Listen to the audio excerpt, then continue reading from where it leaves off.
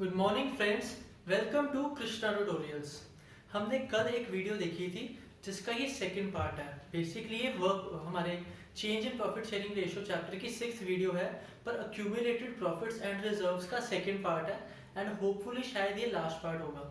हमने कल बात की थी, हमारे पास बड़े सारे रिजर्व्स एंड सब और ऐसी चीज़ें होती है, अक्यूमुलेटेड प्रॉफिट्स, गुडविल वगैरह ऐसी चीज़ें होती हैं। उसमें आज हमने बात करनी है वर्कमैन कंपनसेशन रिजर्व यानी कि WCR की।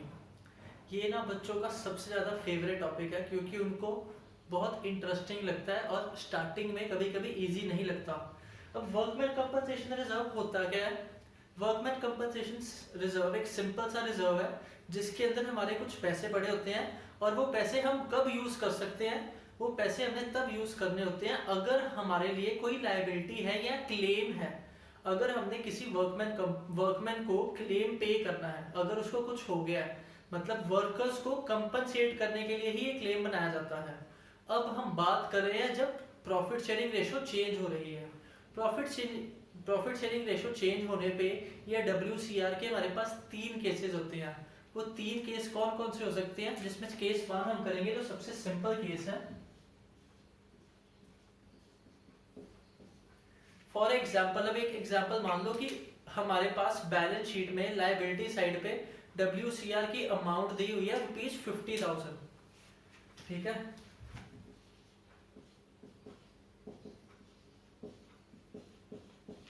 हमारे पास बैलेंस शीट में WCR की अमाउंट दी हुई है 50,000।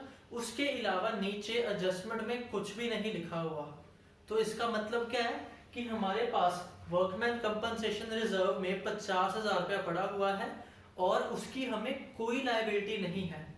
मतलब हमारे पास ये पैसे तो हैं WCR में, मतलब रिजर्व में पैसे पड़े हुए हैं और अभी तक किसी भी वर्कर को पे करने की हमारी कोई लायबिलिटी नहीं है। तो अगर अभी तक हमारी कोई लायबिलिटी नहीं है तो हम क्या करेंगे? इसको ओल्ड पार्टनर्स में ओल्ड रेशो में बांट देंगे, जैसे हमने जनरल रिजर्व को बांटा था। सिंपली यहाँ पे ओल्ड पार्टनर्स अज्यूम कर देते हैं A, B, C और उनकी ओल्ड रेशो 2:1। अगर हमारे पास 3 पार्टनर है A, B, C, उनकी रेशो, ये सिर्फ ओल्ड रेशो बता रहा हूँ, अभी न्यू नहीं बता रहा। ओल्ड रेशो है 2:1 और WCR है 50,000। इसके अलावा और कुछ भी नहीं दिया हुआ। अगर सिंपल इतना दिया हुआ है तो हम क्या करेंगे? ये रिजर्व को खत्म करने के लिए क्या करेंगे? रिजर्व की अपनी नेचर क्या होती है? रिजर्व की अपनी नेचर क्रेडिट होती है। उसको खत्म करने के लिए डेबिट करेंगे और पार्टनर्स को क्रेडिट कर देंगे। मतलब ये रिजर्व पार्टनर्स में बांट दिया, पार्टनर्स को फायदा हो गया और रिजर्व हमारा खत्म हो गया ओल्ड रेशो में। तो इसकी जर्नल एंट्री क्या आनी चाहिए? इसकी जर्नल एंट्री आएगी हमारी WCR account debited to A's capital to B's capital to C's capital. अब WCR की अमाउंट कितनी थी? 50,000। तो WCR में डेबिट हो जाएगा 50,000 एंड यही चीज हमारी अब 2:1 मतलब 2/5 एंड 1/5। तो 50,000 का अगर हम 2/5 करेंगे तो वो आएगा 20,000। तो इसको क्रेडिट करेंगे हम यहाँ पे 20,000 से, यहाँ पे B को भी 20,000 एंड C को 1/50 मतलब 1/5 10,000। ये था हमारा फर्स्ट केस। मतलब हमारे पास WCR में पैसे हैं और उसकी कोई लायबिलिटी नहीं है। मतलब लायबिलिटी में ही आपको WCR रिजर्व दिया हुआ है पर उसका कोई क्लेम नहीं है। अगर उसका कोई क्लेम नहीं है तो सारा का सारा पैसा हम पार्टनर्स में डिस्ट्रीब्यूट कर देंगे। आई होप ये केस आपको समझ आया। अब सेकंड केस देखते हैं। अब देखो हमारे पास सेकंड केस है। सेकंड केस में भी एग्जांपल सेम है। केस 2, WCR मतलब रिजर्व हमारे पास बैलेंस शीट में पड़ा हुआ है 50,000 का। पार्टनर्स की रेशो ABC ही, मतलब ABC की रेशो 2:1 ही है, पर एडजस्टमेंट्स जो नीचे एडजस्टमेंट्स दी होती हैं, जहाँ पे रीवैल्यूएशन की एडजस्टमेंट या गुडविल की एडजस्टमेंट होती है, वहां पे एडजस्टमेंट में हमें दिया हुआ है that a claim for workman compensation reserve is 20,000। इसका मीनिंग क्या है? मतलब हमारे पास रिजर्व में 50,000 है पर उसमें से 20,000 का क्लेम है। तो क्या करेंगे? अगर लॉजिकली भी हम सोचें, कोई आपको भी अगर सिचुएशन दे, क्या करोगे आप? हम बोलेंगे यार 50,000 हमारे पास है, 20,000 का क्लेम भी है, तो कोई बात नहीं 20,000 का क्लेम दे दो जिसको देना है, उसके बाद जितना पैसा बचेगा वो बांट लेंगे हम पुरानी रेशो में। तो सिंपल हम ऐसे ही करेंगे। देखो जितना हमारे पास रिजर्व है हमारे पास 50,000 और क्लेम है 20,000, तो हम हमारी रिजर्व की अमाउंट में से क्लेम माइनस कर देंगे, जितने पैसे बचेंगे उसको सिंपली फिर से ओल्ड पार्टनर्स में ओल्ड रेशो में डिवाइड कर देंगे। मतलब यहाँ पे क्या करेंगे 50,000 minus 20,000 that is 30,000 still left. 50,000 reserve में से 20,000 क्लेम माइनस कर दिया, उसके बाद भी 30,000 बचा हुआ है, तो this 30,000 will be divided in the partners in the same ratio that is old ratio old partners. तो अब हमारे पास जर्नल एंट्री क्या है, जर्नल एंट्री में भी कोई चेंज नहीं आया, जर्नल एंट्री भी सेम रहेगी। एंट्री क्या थी हमारी, WCR account debited to A's capital to B's capital to C's capital.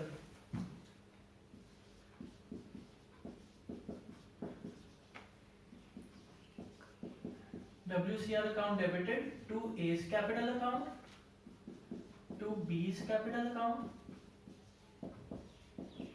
And to C's capital account.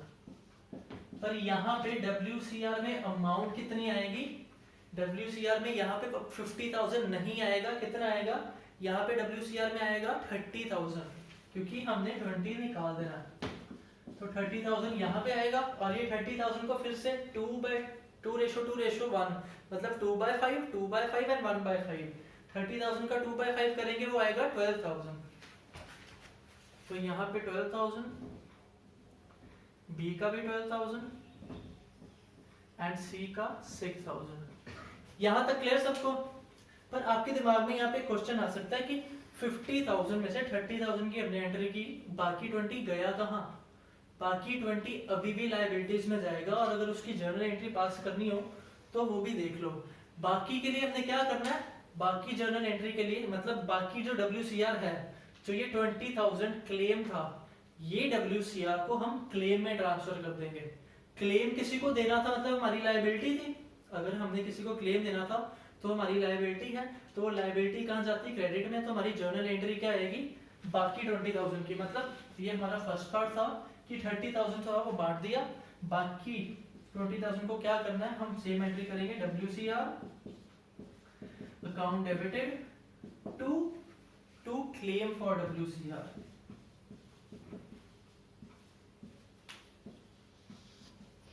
ये क्लेम फॉर WCR जाएगा हमारी बैलेंस शीट में। बैलेंस शीट अभी हमने बनानी नहीं सीखी है, डोंट वरी। जब हम बैलेंस शीट बनाएंगे, बैलेंस शीट में ये क्लेम मतलब क्योंकि अभी हमने पे नहीं किया, उन्होंने ये कहीं नहीं बोला कि claim for WCR is paid, उन्होंने बस ये बोला कि हमारे पास एक क्लेम है WCR का, तो हमने क्या किया, अपने रिजर्व में से वो लायबिलिटी में पैसे शिफ्ट कर दिए कि हाँ ये क्लेम है, अभी लायबिलिटी है क्योंकि पे नहीं किया, जब भी पे करना है ना यहाँ से पे करेंगे।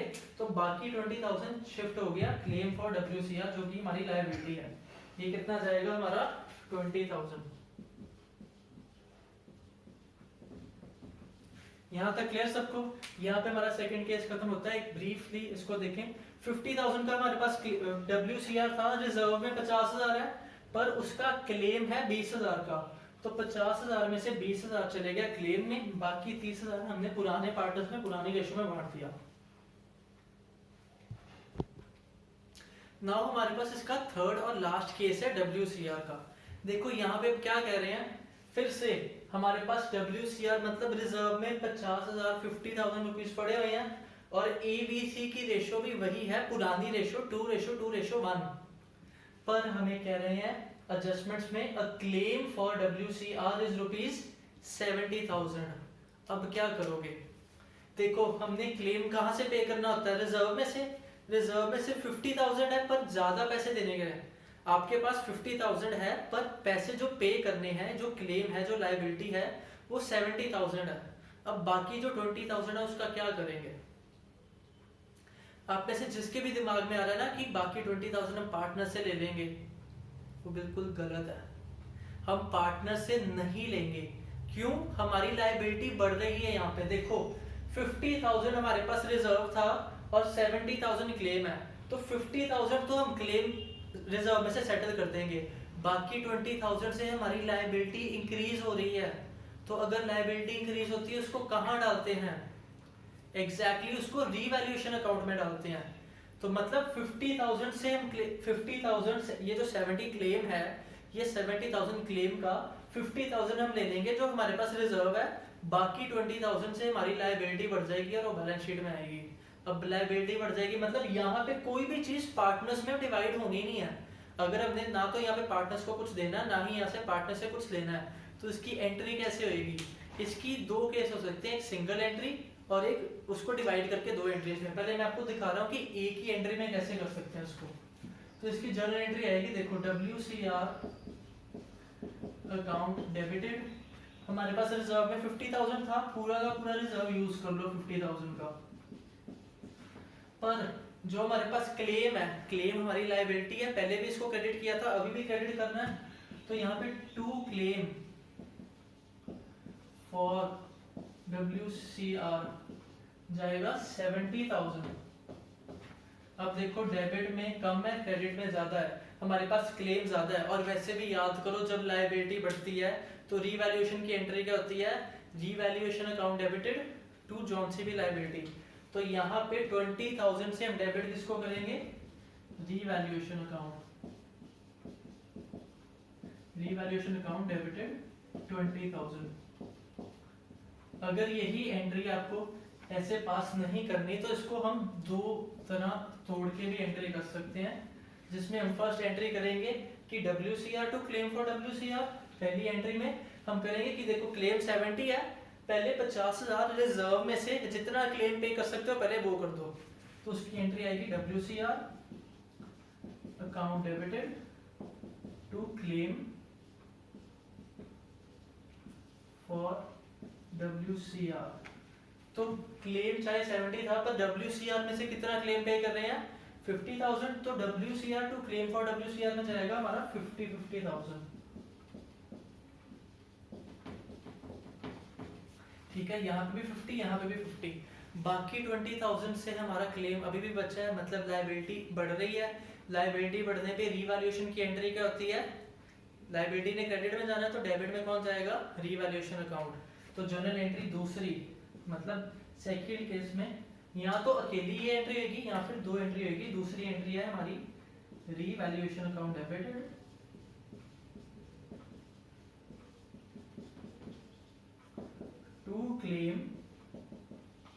To claim for WCR।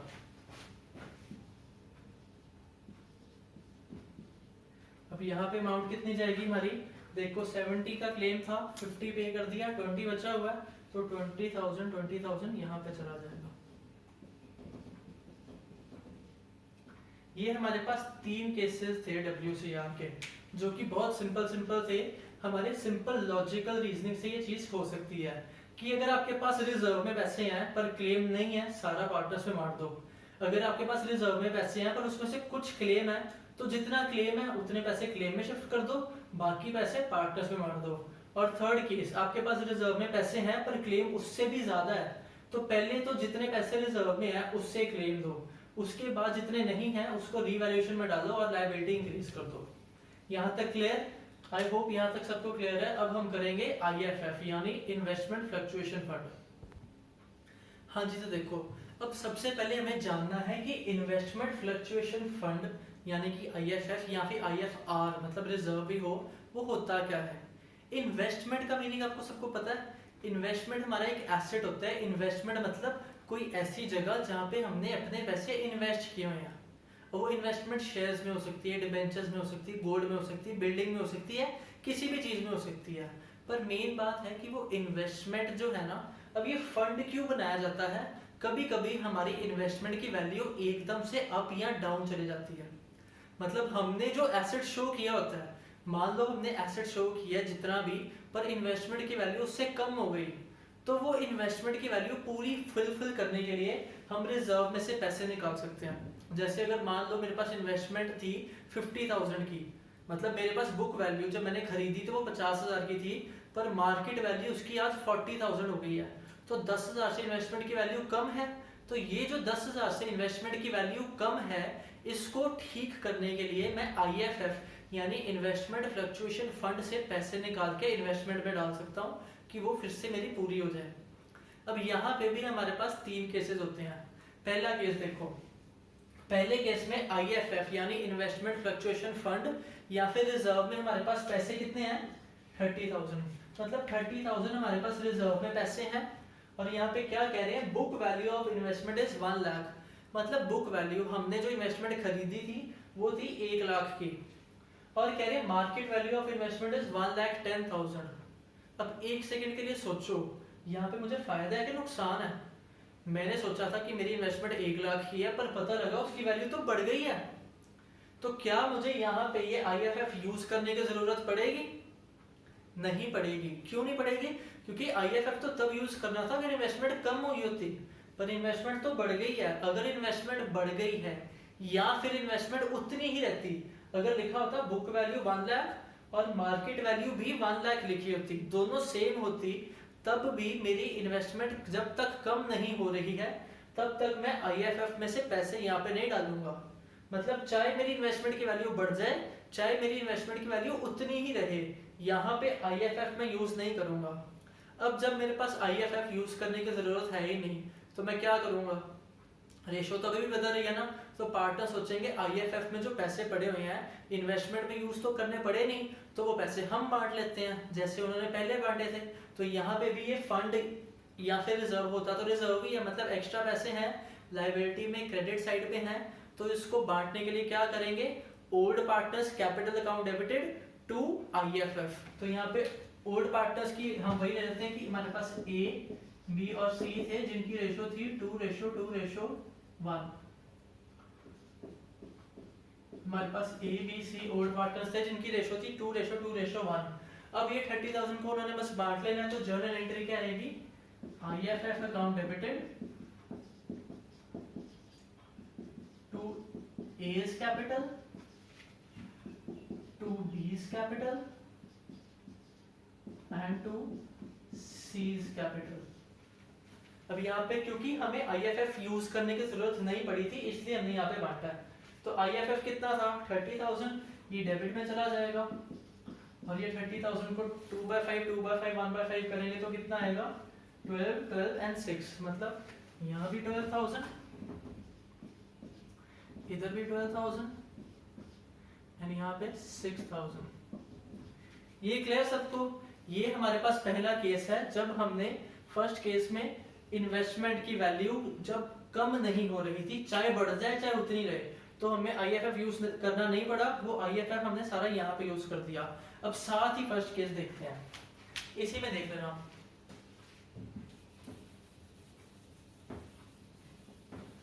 अब देखो हमारे पास सेकंड केस में क्या है, सेकंड केस में सिर्फ मार्केट वैल्यू चेंज हो जाएगी।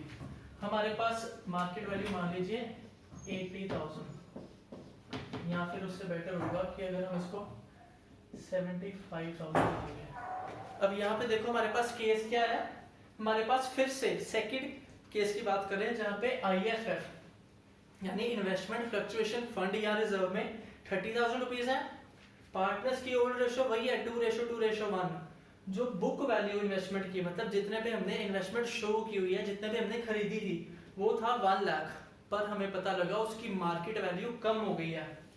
मार्केट वैल्यू जो कम हुई है वो कितनी हो गई है 75,000। तो यहाँ पे बताओ कितनी अमाउंट से कम हो रही है, मतलब कितना डिफरेंस कितना है, फ्लक्चुएट कितनी अमाउंट से हुई है।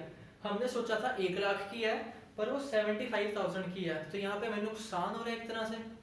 पर ये नुकसान को कवर करने के लिए हमारे पास पैसे पड़े हुए हैं रिजर्व में। तो पहले देखो डिफरेंस कितना है, 1 लाख था और 75 हो गया, तो मतलब 25,000 से हमारी इन्वेस्टमेंट कम है। अब क्या हमारे पास 25,000 रुपीज है? हाँ हमारे पास तो 30 है। तो फिर से यहाँ पे हम क्या करेंगे, ये 30,000 में से 25,000 दे देंगे इन्वेस्टमेंट को, और बाकी 5 जो बच गया उसका क्या करेंगे, बाकी 5 कहेंगे पार्टनर यार जितना आते हैं आंदो, हम क्यों छोड़े, 5 बच रहा है 5 ही हमें दे दो।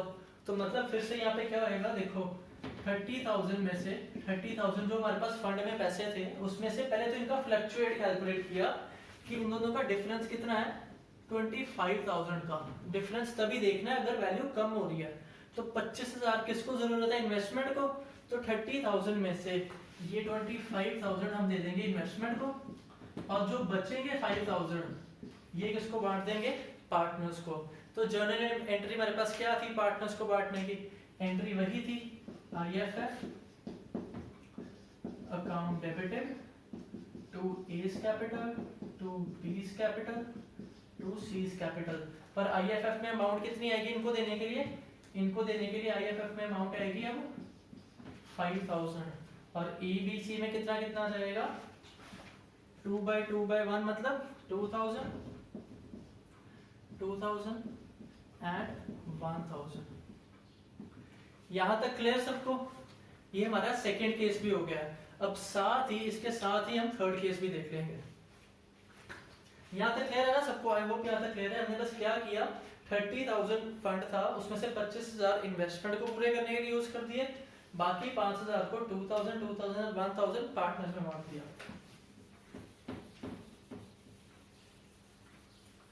अब देखो थर्ड केस में भयानक चीज क्या होने वाली है, हमारी इन्वेस्टमेंट की वैल्यू बहुत कम हो जाएगी। अब देखो थर्ड केस में क्या हो रहा है हमारे पास, IFF मतलब फंड में 30,000 रुपीज अभी भी है, पुरानी पार्टनर्स की रेशो 2:1 ही है, investment book value of investment की वैल्यू 1 लाख ही है, पर हमारी इन्वेस्टमेंट की मार्केट वैल्यू कितनी हो गई 50,000, मतलब बहुत कम हो गई। तो अगर हमने 1 लाख की इन्वेस्टमेंट परचेज की थी और उसकी बुक मार्केट वैल्यू 50,000 चली गई, तो कितना नुकसान हुआ हमें 50,000। अब क्या ये 50,000 पूरा हम रिकवर कर सकते हैं यहाँ से, नहीं, हमारे पास रिकवर करने के लिए 50,000 है, पर पैसे कितने हैं रिजर्व में, सिर्फ 30,000। तो सिर्फ और सिर्फ 30,000 हम यहाँ से ले सकते हैं, 30,000 जो है हम रिजर्व में से ले लेंगे, और बाकी 20,000 फिर से कहाँ डालना पड़ेगा, रीवैल्यूएशन अकाउंट में। यहाँ पे फिर से पार्टनर्स कैपिटल अकाउंट में कुछ नहीं करना, आपने ये नहीं सोचना कि पार्टनर से ले लो 20,000, पार्टनर से पैसे नहीं लेने हैं, ठीक है। अगर एक्स्ट्रा पैसे हैं तो पार्टनर को दे सकते हो, पर अगर पैसे कम है तो पार्टनर से मांग नहीं सकते, क्योंकि हो क्या रहा है, देखो जब हम इसको रीवैल्यूएशन में डालेंगे तो उसकी जैसे लॉस होएगा, अल्टीमेटली वो लॉस भी तो पार्टनर्स को ही बेयर करना है। तो उनको दो डिफरेंट मेथड से क्यों करें, एक मेथड सीखा हुआ रीवैल्यूएशन उसी में करते हैं। मतलब यहाँ पे पार्टनर्स की कोई जर्नल एंट्री नहीं आने वाली है। यहाँ पे हम क्या करेंगे, देखो ये 50,000 मतलब 30,000 में से बेसिकली माइनस कितने करने पड़े 50,000, जिसका नेट रिजल्ट क्या आएगा -20,000 मतलब इन्वेस्टमेंट की वैल्यू हमारी 20,000 से कम हो रही है।